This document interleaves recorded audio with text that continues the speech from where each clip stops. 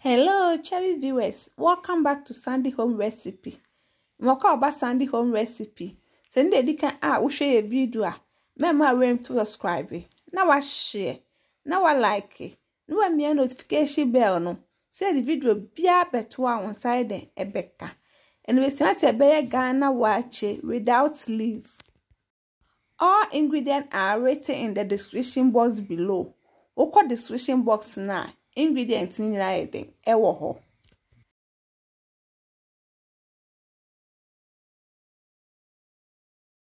Yes, that's it. Where ye beans no.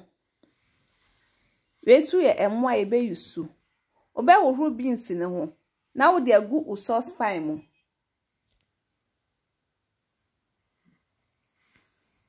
Uwi now di nsu agu mu. Now they akosi gya so anoa.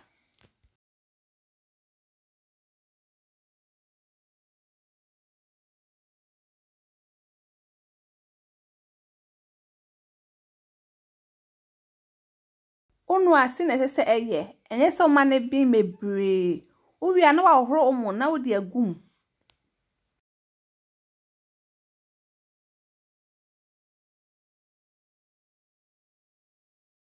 de mo na agum awie no na wo de wonchen aka ho na wo de anwa kakra ye den agusu by optional ompa wonfa nka ho no waka ni nyina afra uwi ana wo jeti so ama na bin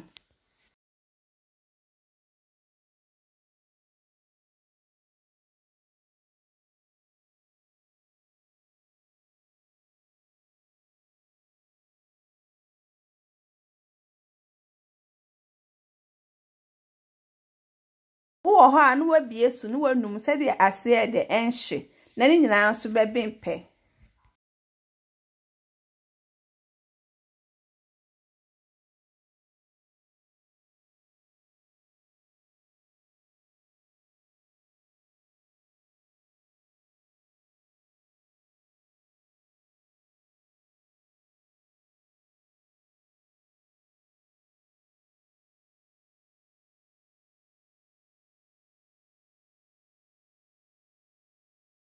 Please, if you're new to our channel, don't forget to subscribe, share, like, and also click the bell icon to get new video we will post. Aka krana abeng.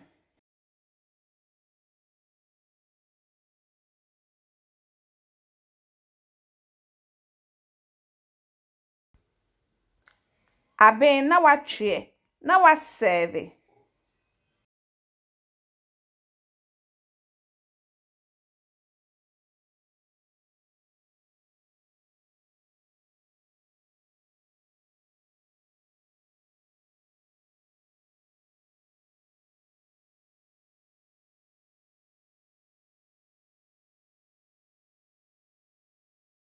Now this is our waakye without leaf.